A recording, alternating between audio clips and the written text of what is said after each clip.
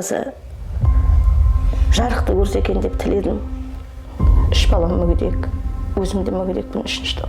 Өзім көретін болғансың, көп қиыншылықты өзім көрем. Менің аты жөнім Қарымсақова Жанар Мұхамбетәлиевна, 1983 жылғымын. Үлкен 4 балам бар, үлкен балам 18-де. Оралда көзі көрмейтін мектепте оқыды. Сояқтан бітірді, түлек болып. Екінші балам 8 бітірді. Ең болмаса жарықты көрсе екен деп тіледім. Өйткен жарықты адамды да сезбеді ғой. Ары қарай ешқандай үміт болған жоқ.